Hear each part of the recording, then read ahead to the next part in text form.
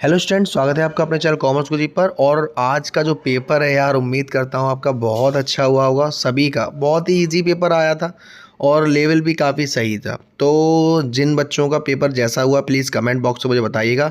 दूसरी चीज़ मैं आपको बता दूं कि अब हमें इको की तैयारी करनी है, तो इको की तैयारी के लिए आपको डिस्क्रिप्शन में मेरा व्हाट्सएप नंबर सारी चीज़ें मिल जाएंगी।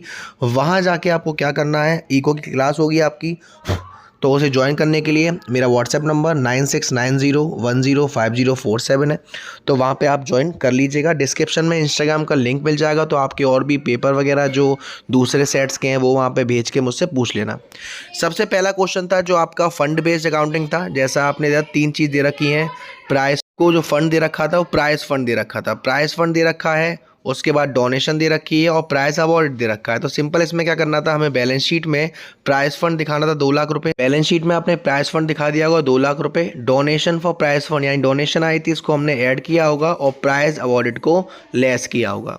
उसके बाद सेकंड एक बेसिक क्वेश्चन था, इसमें आपको बताना था कि डिसोल्यूशन के कौन कौन से तरीके हैं, कौन कौन सी सिचुएशन है जब हमारा जो कोर्ट है वो हमारा जो पार्टनरशिप उसे डिसॉल्व करेगा। देन थर्ड क्वेश्चन था आपको ये सेम टू सेम जैसे सीबीएसई ने अपने टर्म 2 में सैंपल पेपर में रिलीज़ किया था, सेम वैसे ही था। उसका ट्रीटमेंट वगैरह जो आपको गुडविल की वैल्यू दे रखी है, जो पार्टनर रिटायर हो रहा है उसके पार्टनर के शेयर से निकाल के हम लोग बांट देंगे।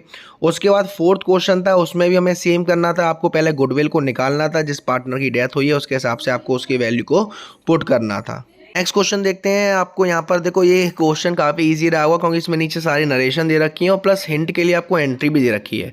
जैसे purchase machinery for 12,50,000 from Mohan equipment limited. अब आपने मशीनरी परचेज करी तो डेबिट साइड में वो क्रेडिट साइड में क्या आएगा, किससे खरीदी सर, मोहन इक्विपमेंट से। तो पहले वाले में हम मोहन इक्विपमेंट शो कर देंगे।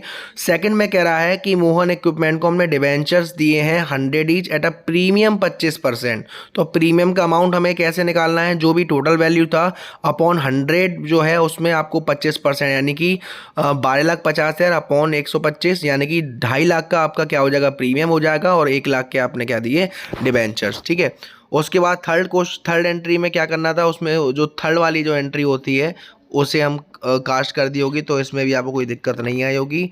नेक्स्ट क्वेश्चन था आपका, नेक्स्ट क्वेश्चन बी वाला था, तो शायद आपने वही किया होगा। सिक्स्थ में आपका जो मैंने कहा था सेम टू सेम वैसा ही हम लोग प्रैक्टिस करी थी। सबसे पहले इस क्वेश्चन में ये देखना था कि हमें पेड दे रखा है या परचेज, क्योंकि क्वेश्चन में पेड दे रखा था तो हमें दोनों ट्रीटमेंट करने थे। दोनों ट्रीटमेंट कैसे, जो आपको कैरेक्टर्स दे रखे हैं ओपनिंग कैरेक्टर्स और क्लोजिंग कैरेक्टर्स, तो ओपनिंग कैरेक्टर्स आपको लेस करने थे और क्लोजिंग कैरेक्टर्स आपको ऐड करने थे। उसके बाद आपको स्टॉक ऑफ स्पोर्ट्स मेडल दे रखा था, उसका ओपनिंग आपको ऐड करना था और क्लोजिंग लेस करना था। तो उसका आंसर आपका इजीली आ गया होगा। सेकंड वाला जो बी वाला क्वेश्चन है उसमें हमको ऐसे क्वेश्चन जहां पे आपको दे रखा हो कि क्लब के पास इतने मेंबर हैं उतना सब्सक्रिप्शन दे रहे हैं, यानी कि 500 इंटू 100 कर देंगे तो 50,000 हो जाएगा। पैसा आना चाहिए 50,000, लेकिन 20-21 में आया 40,000, तो रिमेनिंग हम आउटस्टैंडिंग में शो कर देंगे। बाकी इनका ट्रीटमेंट हमको बैलेंस शीट में करना था। उसके बाद जो नेक्स्ट क्वेश्चन था ये same to same 7th question वही आया जो मैंने आपको कल की जो मेरी इंपॉर्टेंट वीडियो मैंने बताया था, क्वेश्चन इंपॉर्टेंट क्वेश्चंस बताया था उसमें आया होगा। तो सेम टू सेम आपने इजीली कर लिया होगा। 8th क्वेश्चन आया था इनकम एंड एक्सपेंडिचर, जिसमें सबसे पहले अगर पेमेंट साइड की बात करें तो आपने सैलरी को डाला होगा डेबिट साइड में, मशीनरी को नहीं डाला होगा, 8% इन्वेस्टमेंट नहीं आएगा, बैलेंस शीट नहीं आएगा। बात करिए रिसीव साइड की तो सब्सक्रिप्शन आपने डाला होगा।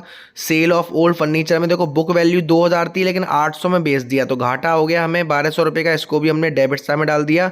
डोनेशन आपको जनरल डोनेशन दे रखी है, स्पेसिफिक डोनेशन नहीं है, तो इसको भी आपने रिसीव साइड यानी कि कैश साइड में डाला होगा। फिर इसके रिमेनिंग हमें यहाँ पे एडजस्टमेंट दे रखे हैं कि 8% इन्वेस्टमेंट जो है परचेज करी थी 31 मार्च को, आउटस्टैंडिंग सैलरी है 31 मार्च 2021 की, तो साल के लास्ट में है अगर तो 4,000 ऐड हो जाएगा। फिर सब्सक्रिप्शन एरियर दे रखा है, बकाया है, ये भी हमारा आउटस्टैंडिंग है।